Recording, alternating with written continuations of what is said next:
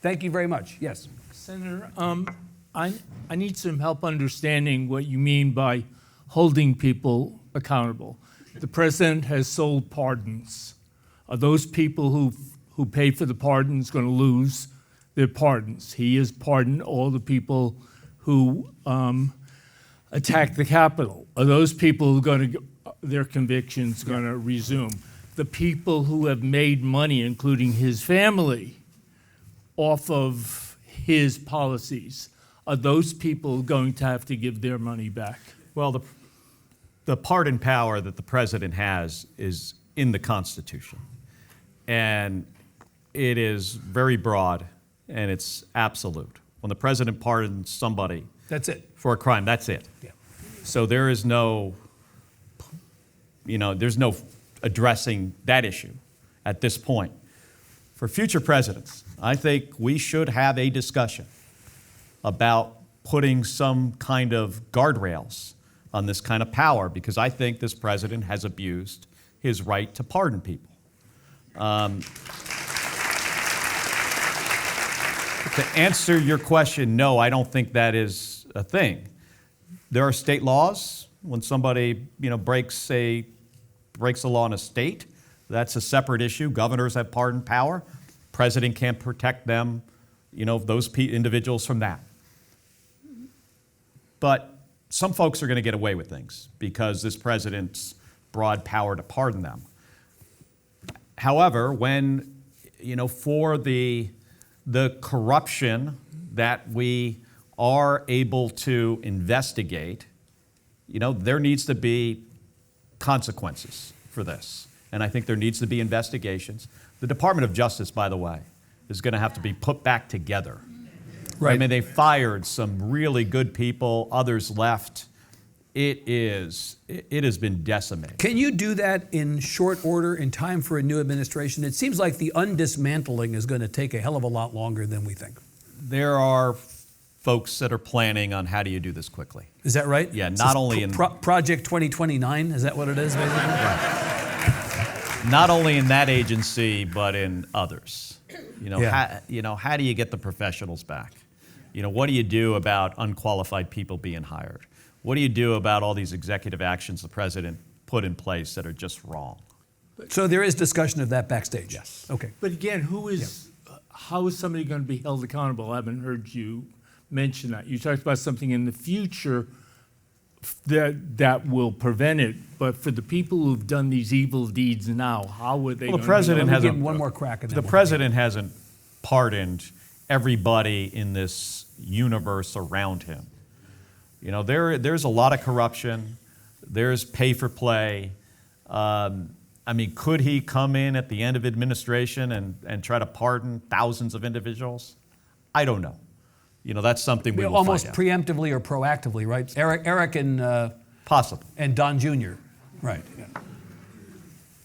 Sir. I want to say thank you for your service. And have you considered doing what John Glenn did as a senior, go back into space? I consider it about 20 times a day. Is that right? That turns out to be a very good question. Have you foreclosed on it?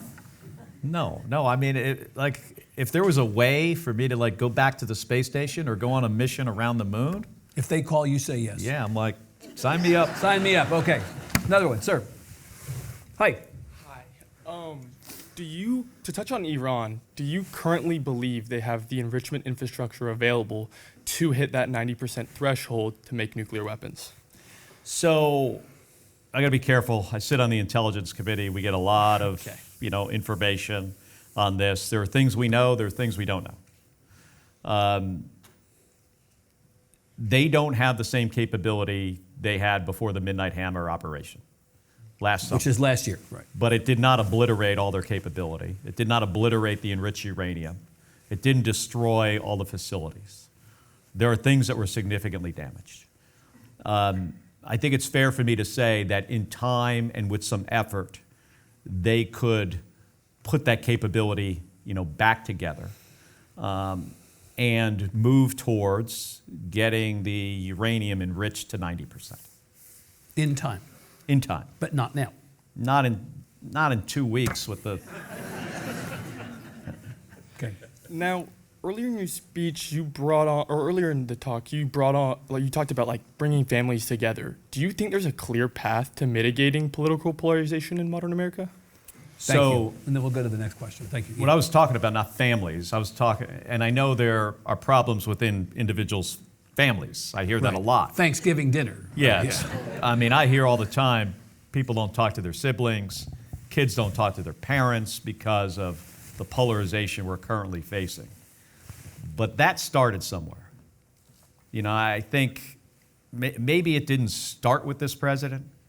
You know, maybe it started with cable news and, you know, making money off of, you know, political rhetoric and not just delivering the news, but delivering opinion. But I'll tell you what, it was accelerated by Donald Trump in an unprecedented way. So, you know, leadership starts at the top. My hope is that we will elect people that recognize that we're all in this together and we're much stronger united than divided. Thank you. Sir. Thank you for your service. Maps, gerrymandering, a Byzantine system, a direct popular vote would make all of that moot. How do we get rid of the Electoral College? It would do that for the presidential election. It still wouldn't have the same kind of effect on congressional seats. In Arizona, we have an independent commission. Each member of the state House and state Senate, not each member, the leadership. So majority and minority leader in the House and the same in the Senate, each appoint somebody to a commission. Those 4 people then have to find an independent chairperson for the commission. And they then make the districts. If we had that nationwide, we'd have a lot more competitive seats.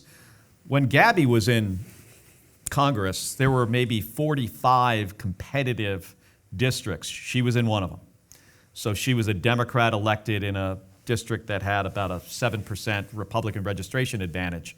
Those numbers are going down, and with the redistricting that is just happening, they're practically going to zero. Yeah, what you have is red or reds and blue or blues, don't you? Yes, Right. absolutely. And fewer of the purple districts. When people are in one of those districts that is always going to be held by a Democrat or always going to be held by a Republican, the way they avoid losing their job, which is losing an election, is they just need to be all the way on the left or all the way on the right, and then they don't get challenged in a primary. The primary is the general, effectively, right? That's effectively what happens. Right. So then those people find it really hard to work across the aisle to get stuff done. You wind up with a more polarized Congress and a Congress that is just stuck, that can't get anything done.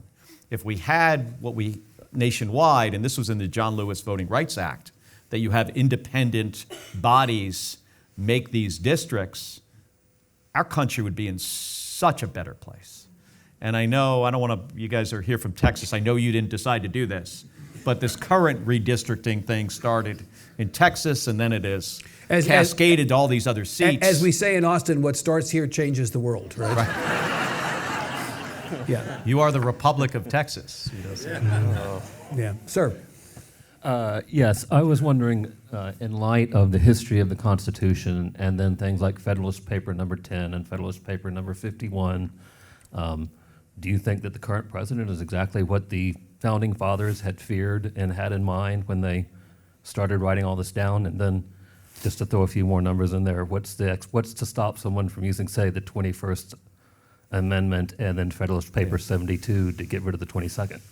Well, the 25th Amendment, I think, is what you're talking about. The 21st had to do with alcohol. The 21st got rid of the 18th, and I thought the 22nd was Yeah. 2 terms. So why Yeah. would they just repeal the 22nd Oh, I thought you Amendment? were getting at using the 25th Amendment on this president, right? Well, yes, but I was more thinking of the 2-term limitation. 2-term limitation. And then saying, well, we repealed the 18th, why can't we repeal the 22nd? And then looking at Hamilton's Federalist number 72 that says you shouldn't restrict a president's. Do you think, is there a chance that we're going to be having that conversation in a couple of years? I think it's possible. Yeah. I didn't think that about a year and a half ago when Donald Trump was being sworn into his second term, but the way he talks about He's it now. playing footsie with it, And the isn't way he? Steve Yeah. Bannon and others, Steve Bannon has said he's convinced Donald Trump will be sworn in as president again on January 20th of 2029, and others around him. And he won't just discount this. It does have me worried. He goes to Fulton County, grabs all those ballots. Kash Patel has the FBI subpoena all the recount information in Maricopa County in Arizona on a recount that was commissioned by the Republicans in the Senate. It was a partisan recount. They're grabbing all that data. So yes, I am concerned about what actions that this president is going to take leading into the 2028 election. You don't do those things. You don't send the DNI to Fulton County, the Director of National Intelligence to Fulton County, Georgia, to grab ballots for no reason. He did it for something. That tells you something. That tells you something.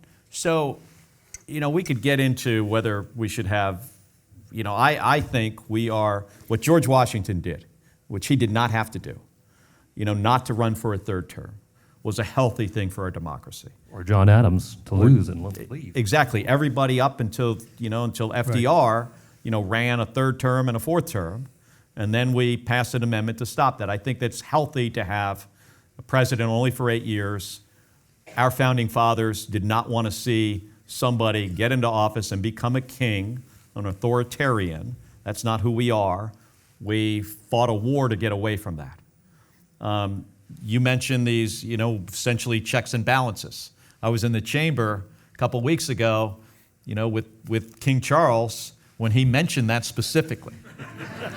Sending a message. Do you think he was trolling? He absolutely was, like 100%. Yeah. And I thought it was kind of funny that all my Republican colleagues were clapping, and then they're Thinking like, do you know and I'm what? like looking at him. I'm like, he's talking about you. You understand that, right? Exactly. Good. Thank you. We are unfortunately at the time when Senator Kelly has got to go. His hard stop. I apologize. Remember, please, we're going to let the senator go before we get up to leave. Please give Senator Mark Kelly a big hand. Thank you very much. Thank you very much. Great. Thank you.